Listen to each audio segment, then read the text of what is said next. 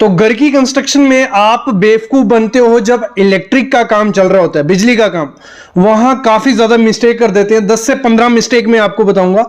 Pipe कौन सी है घर के लिए? काफी नाम आपके सामने आते होंगे। सीपीवीसी आती है, पीवीसी है, यूपीवीसी है, पीपीआर है, और कंपनी भी काफी ज्यादा है। आप क्या करते हो, अपने प्लम्बर को बोलते हो और वो आपको कंपनी बता देते हैं, सुप्रीम ले लो, एस्ट्रल ले लो, आशीर्वाद ले लो, अपोलो ले लो, कोई भी आप उठा के ले आते हो, उसमें घुसते नहीं हो कि बेस्ट कौन सी है। PVC, UPVC, CPVC. PVC pipe क्या हो गया, वो अच्छी नहीं है हमारी हेल्थ के लिए, उसको हम पीने के लिए यूज नहीं कर सकते, ना उसमें ज्यादा गर्म पानी यूज कर सकते हैं, ना ठंडा पानी, तो वो दिक्कत देती है। पीवीसी को भी निकाल दो। पीवीसी वहां यूज करनी है हमारी किचन की लाइन हो गई, बाथरूम की लाइन हो गई, पानी बाहर मतलब ड्रेनेज के लिए यूज कर लो पीवीसी। अब बचती है यूपीवीसी और सीपीवीसी। दोनों में से बेस्ट कौन सी है? दोनों अपनी जगह बेस्ट है और इनको लेने से पहले ध्यान देना पड़ेगा। सबसे पहले मैं बता दूं, जो सीपीवीसी है वो बेस्ट है आपके घर के लिए, लेकिन थोड़ा आपकी पॉकेट पे वो हावी होगी, थोड़ी खर्चीली होती है, वो महंगी होती है, लेकिन बेस्ट होती है। क्यों बेस्ट होती है? उसमें गर्म पानी भी जा सकता है, भले आप उसको अपने बाथरूम के लिए यूज करो, भले किचन के लिए यूज करो, भले सोलर के लिए यूज करो, मतलब जो ऊपर से सोलर का पानी आपका गर्म होके आएगा, मतलब वो बेस्ट है। हॉट वाटर, कोल्ड वाटर दोनों के लिए सही है ना। उसमें आपका देखो, बाकी पाइप्स में क्या होता था, अगर उसमें पानी जो आता है हमारा साफ क्लीन पानी तो नहीं होता, नहीं है, साल्ट भी होता है, बैक्टीरिया भी होते हैं, तो वो क्या करते थे, पाइप को अंदर से मतलब गलाते जाते थे, थोड़ा थोड़ा वो पार्टिकल जमता जाता था और आपके घर में गंदा पानी आता था, आपको पीने को गंदा पानी मिलता था, नहाने को गंदा पानी। लेकिन सीपीवीसी में ये सब चीजें नहीं होती है, आपको बैक्टीरिया फ्री पानी उसमें मिलता है और लो केमिकल रेजिस्टेंट होता है। कोई केमिकल भी आ जाए उस पाइप में तो वो भी पाइप को खराब नहीं करेगा। तो मेरे ख्याल में घर के लिए सबसे अच्छा है सीपीवीसी पाइप, जिसकी लाइफ 50 से 70 साल है। एक बार अच्छे से लगा दिया तो कोई दिक्कत नहीं आने वाली है। आपको क्या करना है, आपकी जो भी बाथरूम की फिटिंग होगी इनबिल्ट अंदर दीवार पे, तो उसमें आपको सीपीवीसी यूज करनी है, क्योंकि गर्म गीजर का पानी भी आएगा, ठंडा पानी भी आएगा।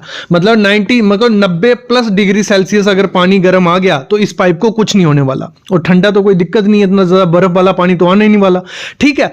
और यूपीवीसी पाइप हमें वहां यूज करनी है जहां हमें गर्म पानी नहीं हो, क्योंकि अगर हमें खर्चा बचाना है तो हमें सीपीवीसी भी यूज करनी है, यूपीवीसी भी। तो यूपीवीसी आपको वहां यूज करनी है जहां गर्म पानी नहीं होगा, जहां हमें पीने के लिए पानी यूज नहीं करना है, तो वहां पे हम यूपीवीसी कर लेंगे तो वो बेस्ट रहेगा। सीपीवीसी पाइप में एक चीज और है, आपको जब भी पाइप लेनी है तो आपको एक चीज चेक करनी है, एसडीआर। एसडीआर क्या होता है?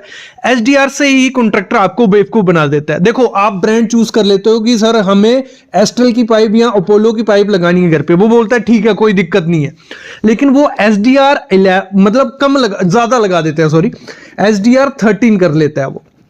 एसडीआर 13 क्या हो गया या 17 क्या हो गया, ये क्या है कुछ समझ नहीं आ रहा ना, मैं समझाता हूं। देखो, एसडीआर 6, एसडीआर 7 या एसडीआर 11, ये ऐसे एसडीआर हो गए, मतलब इनकी फुल फॉर्म में तो मैं किसी की बोलूंगा ही नहीं आपको, क्योंकि हमारे काम की नहीं है फुल फॉर्म कोई, ठीक है।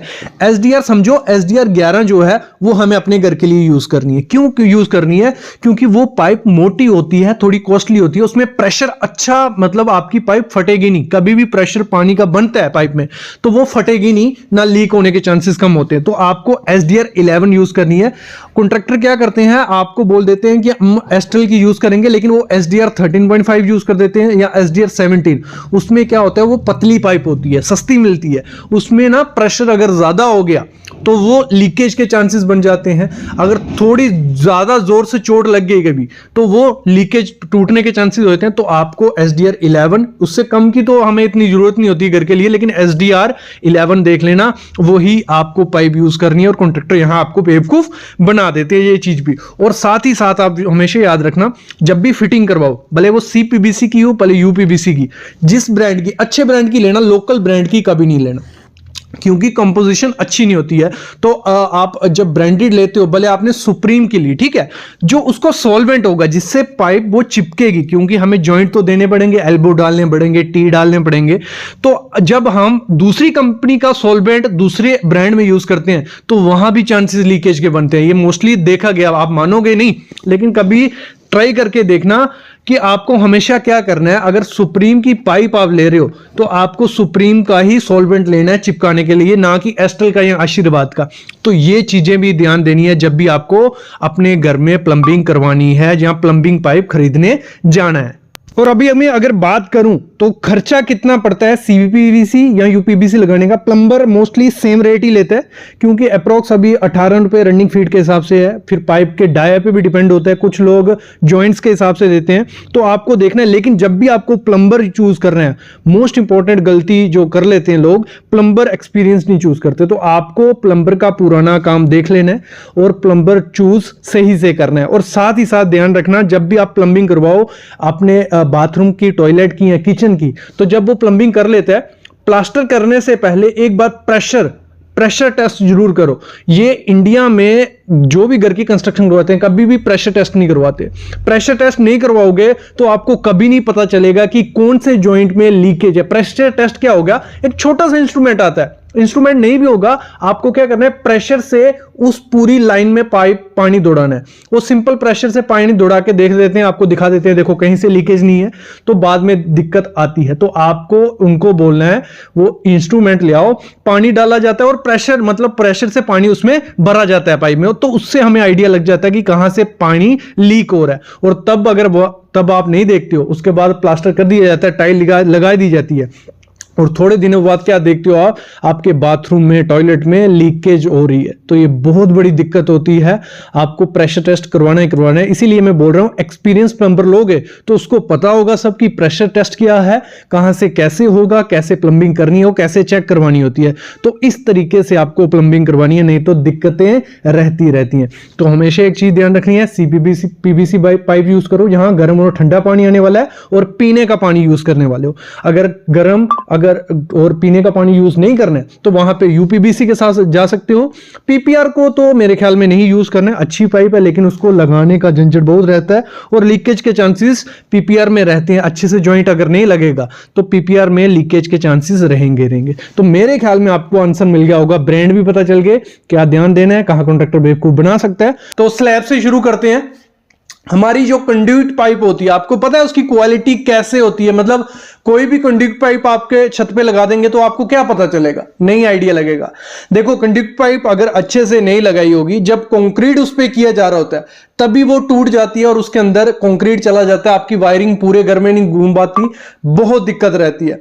तो हमेशा जब भी कंड्यूट पाइप, जो आपको पीवीसी की कंड्यूट पाइप आती है, उसको लेने का तरीका पता होना चाहिए। पहले तो मैं ये कहूंगा लोकल कंपनीज की मत लो, क्योंकि उसमें वो क्वालिटी नहीं होती है। जब भी आपको कंड्यूट पाइप लेनी है उसमें ये 10 चीजें चेक करना, जहां अपने कॉन्ट्रैक्टर को बता देना हमें यही कंड्यूट पाइप चाहिए।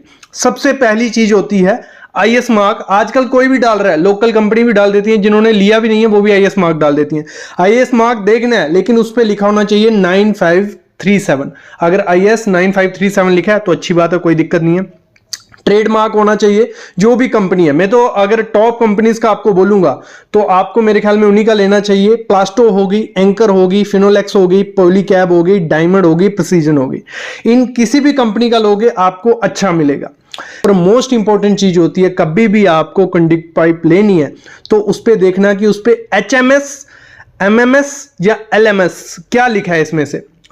तो ये होता है हाई मैकेनिकल स्ट्रेंथ, मीडियम, लो। मतलब इन पे आपको मैं कहूंगा अगर अपने घर में आप लगवाने जा रहे हो तो जो एचएमएस या एमएमएस उस पे लिखा है तो वो लिखना है। इसका मतलब क्या है, देखो इसका मतलब ये होता है कि उस पाइप की थिकनेस कितनी है। जितनी मोटी थिकनेस होगी वो पाइप उतनी स्ट्रेंथ होगी, उसकी उतनी ज्यादा लाइफ होगी। जब भले उस पे चलो, भले उस पे कंक्रीट गिरेगा, वो टूटेगी नहीं। तो आपको हमेशा क्या लेनी है, एमएमएस या एचएमएस।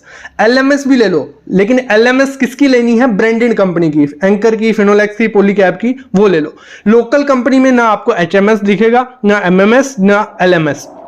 वो सिंपल, वो तो 1 mm थिकनेस वाली पाइप ले आती हैं, 1.5 mm थिकनेस वाली पाइप, तो वो थोड़े टाइम बाद टूट जाती है। इवन जब हम साइड पे काम कर रहे होते हैं, मतलब लो उस पे लेबर चल रही है, कंक्रीट कर रही है, तो पाँव रखते रखते ही टूट गई होती है। ये चीज़ मोस्टली आप देखना लोकल कंपनी की पाइप का यही होता है। तो आपको हमेशा अपनी पाइप जो भी लाओगे उस पर देखना है, एक तो आईएस मार्क 9537 लिखा होना चाहिए, दूसरा उस पर एचएमएस, एमएमएस या एलएमएस, ये तीन में से एक वर्ड तो लिखा होना चाहिए, क्योंकि देखो अगर हम 20 mm की पाइप लगाते हैं, ठीक है भाई, 20 mm की एक अच्छी पाइप है, आप छत पे लगाते हो, तो उस पे अगर LMS लिखा है तो मिनिमम वो 2.9 मतलब 3 mm थिकनेस है। अगर 3 mm थिकनेस होगी तो कोई दिक्कत नहीं आने वाली, बहुत अच्छी स्ट्रेंथ है। अगर MMS होगी 3.1, HMS होगी 4.2, इतनी थिकनेस मिल गई तो अच्छी कंपनी की होगी। जो दीवारों पे कंडक्ट पाइप लगती है इलेक्ट्रिक के लिए, वो आप कोई भी लगा दो, मतलब लोकल कंपनी की भी लगा दोगे, मैं उसके लिए नहीं मना नहीं करूंगा, लेकिन जब भी स्लैब के लिए लगानी है आपको एक कंपनी देखनी है और ये ग्रेड जरूर देखना है, ठीक है। ये चीज बहुत इंपॉर्टेंट चीज थी, ये बहुत बड़ी गलती होती है, ठेकेदार यहीं आपको बेवकूफ बना सकते हैं कि ये क्वालिटी की, जब इलेक्ट्रिक का वर्क होगा तो वो दिक्कत तो आएगी आएगी अगर पाइप टूट गई होगी। जब भी आपको जो देखो ऊपर हमारे क्या लगते हैं, फैन बॉक्स भी लगेंगे, ठीक है। जो फैन बॉक्स लगेंगे उसकी जो हाइट होगी, डेप्थ होगी, वो मैं कहूंगा 2 इंच, 2.5 या 3 इंच, 3 इंच से ज्यादा थिकनेस अगर करने जाओगे तो मेरे ख्याल में तो वो कबाड़ा है, क्योंकि उस जगह पे कंक्रीट आएगा ही नहीं, ठीक है। हम स्लैब की थिकनेस कितनी रखते हैं, 5 से 6 इंच, और अगर वहां फैन ही आपको 4-5 इंच का लगा दिया तो फैन तो ऊपर रहेगा, वो धीरे धीरे सड़ता जाएगा, वो जगह सड़ जाएगी और लीकेज के चांसेस मोस्टली देखना, कई लोगों के घर में पंखों से जगह से पानी आता है, तो यही मेन कारण होता है। तो फैन बॉक्स जो भी चीज रखनी है आपको वो 2 से 3 इंच से, 3 इंच में ज्यादा बोल रहा हूँ, 2.5 इंच तक रखो, उससे ज्यादा नहीं रखनी है। और अगली चीज क्या देखनी है, जैसे यहां जरी की जा रही है दीवार पे, ठीक है, आपको कंडक्ट पाइप डालनी है जरी के लिए। जब कंडक्ट पाइप डालनी है आपको, जो जरी मारनी है वो इतनी होनी चाहिए, अगर 20 mm की पाइप उसमें घुसा रहे हो तो 2 mm पाइप के ऊपर 2 mm जगह बचनी चाहिए कि प्लास्टर उसके ऊपर आ जाए, ठीक है। अगर वो पूरा फेस टू फेस रखोगे कंडक्ट पाइप तो बाद में क्रैक आना ही आना है उधर, और प्लास्टर चिपकता भी नहीं है उधर, उधर क्रैक रहता ही रहता है। तो आपको जब भी जरी मारनी है थोड़ी डेप्थ तक मारो, कंडक्ट पाइप डालो, ठीक है। डाल दी कंडक्ट पाइप, 2 mm जगह होगी, वहां प्लास्टर मार दो, 1:3 का माल बना के मारना है, ठीक है। लेकिन जब प्लास्टर मारना है उससे पहले आपको वहां चिकन मैश लगानी है।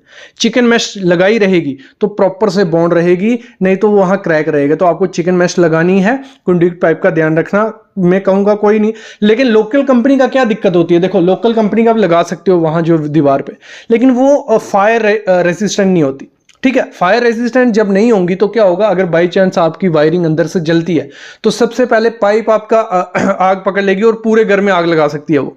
तो मैं कहूंगा पाइप पे बहुत ध्यान देना। आपको फायर रिटर्डेंट जो रहती है, आजकल आ गई है, मतलब जिनमें जल्दी आग नहीं लगती, तो वो वाली लेनी है। प्लास्टो कंपनी की बहुत अच्छी है, एंकर की बहुत अच्छी है, फायर रेजिस्टेंट वाली पाइप, कंडक्ट पाइप, ठीक है। ये चीज भी ध्यान रख लेना। ये 2 चीजें होगी जो बहुत इंपॉर्टेंट चीज थी। और ऐसी जरी मत कर देना, 9 इंच की दीवार है, आर पार जरी कर दी है तो क्या फायदा है, कुछ फायदा इसका नहीं रहा। और एक चीज मैं जरूर कहूंगा, जब भी आपको कंडक्ट पाइप लगानी है या पॉइंट देने हैं लाइट के, प्लानिंग के साथ चलो। अगर प्लानिंग नहीं की रहेगी तो आपकी जो वायरिंग मोस्टली रहेगी, कई वायरिंग आपको बाहर से लेनी पड़ेगी, जो मतलब कंडक्ट पाइप में जगह ही नहीं होगी, जब प्लान ही नहीं किया होगा। जब पंखे का जो जहां आपका बेड आना चाहिए वहां अगर फैन बॉक्स नहीं रखा है तो पंखा दूर होगा, उस पंखे का क्या काम है। तो ये चीजें पहले प्लान कर लेनी है। प्लानिंग मोस्टली जो मैं 90% घर देखता हूं, मैं कमर्शियल बिल्डिंग या इंडस्ट्रियल बिल्डिंग की बात नहीं कर रहा हूँ, जो छोटे मोटे घर बनते हैं उनमें बेड कहीं होता है, फैन कहीं होता है, एसी कहीं लगा होता है, लो कहीं होते हैं, तो वो प्रॉपर प्लानिंग नहीं होती है। वो वही ऐसे ही डाल दिया होता है, जैसे बाकी घरों में चल रहा है वैसे ही कर दिया होता है। लेकिन ये प्रॉपर प्लानिंग के साथ आपको मिस्त्री को समझा देना है, मेरा बेड यहाँ आएगा तो यहाँ फैन होना चाहिए। तो इस तरीके से प्लानिंग के साथ रखना, और बाहर 1-2 पॉइंट दे दो कि अगर फ्यूचर में कुछ करना है तो आपके बाहर से पॉइंट से काम हो सकता है, नहीं तो वायरिंग बाहर बाहर से लेनी पड़ती है। ये भी बहुत टाइम देखा है। ये क्लियर हो गया, यहां तक क्लियर हो गया। फिर आती है मोस्ट इंपॉर्टेंट चीज, जब भी वायरिंग करवानी है, जो आपकी वायर होगी वो फायर रेसिस्टेंट वाली ही लेना। देखो लोकल कंपनीज की आधे रेट में मिल जाती है, दूसरी आपको थोड़ी कॉस्टली पड़ेगी। जैसे सिस्का की वायर होगी, हैवल्स होगी, आरआर होगी, वी गार्ड होगी, पॉलीकैब होगी, इनकी वायरिंग थोड़ी महंगी आती है। क्यों महंगी आती है? क्योंकि इन पे काफ़ी टेस्ट किए जाते हैं, काफ़ी इनको देखा जाता है कि कहीं आग तो नहीं लग रही। तो आपको हमेशा जो भी वायरिंग लेनी है वो आपको लेनी है FR या FRLS। क्या हो गया FR, क्या हो गया? Fire resistant wire. तो फायर रेजिस्टेंट कुछ हद तक आपकी जो फायर आग लगने की चांसेस होते हैं वो कम होते हैं। कभी कभार हमारी वायरिंग बहुत गर्म हो जाती है, अगर लोकल कंपनी रहेगी वो आग पकड़ लेगी जल्दी। तो ये FR या FRLS ये देख लेना जब भी वायरिंग लोगे। और थिकनेस बहुत इंपॉर्टेंट चीज है, ये तो आपका इलेक्ट्रिशियन कर ही देगा वैसे, लेकिन थिकनेस भी प्रॉपर से देना, 1.5 mm हो गया, 2.5 mm या 4 mm, तो ये प्रॉपर से देना कि अगर आपके लाइट फैन ये सब चीजें हैं तो 1.5 mm दे दो, 2.5 mm वहां दो जहां हैवी इंस्ट्रूमेंट यूज होने वाला है, माइक्रोवेव हो गया, फ्रिज हो गया, ये सब चीजें, और जहां एसी यूज होने वाला है वहां 4 mm वाली वायर दोगे तो बहुत अच्छा रहेगा। कि ये देखो ज्यादा एक्स्ट्रा सेफ्टी के लिए लेना होता है, ऐसे तो आपकी 1 mm के पॉइंट पे भी चल जाएगा या 1.5 के भी चल जाएगा, तो लेकिन एक्स्ट्रा सेफ्टी लोगे तो फ्यूचर के लिए, एक दिन के लिए तो घर बनाने नहीं है, 60 से 70 साल हमें वो घर रखना है, तो वायरिंग रोज चेंज करोगे नहीं, तो इस समय अगर अच्छे से क्वालिटी का लगा दोगे तो बाद में दिक्कत नहीं आने वाली है। ये चीज भी ध्यान रखनी है। और जॉइंट जितने कम हो सके उतने जॉइंट कम दो, क्योंकि जब हम जॉइंट देते हैं टेप लगाते हैं उसके ऊपर, और टेप की लाइफ कोई ज़्यादा थोड़ी है, उसमें जो गम लगा है वो कितने साल चलेगा। जब वायरिंग हीट होती रहेगी, आपकी वायरिंग हीट हो रही है बार बार क्योंकि हाई वोल्टेज हो रही है, जो भी हो रहा है हीट हो रही है, तो वो टेप निकलती है और वहाँ से जहाँ जॉइंट होगा वहाँ हीट ज़्यादा प्रोड्यूस होगी, वहाँ आग लगने की चांसेस ज़्यादा है। हमने कंडक्टिव पाइप अच्छी लगाई थी तो आग आगे नहीं बढ़ेगी।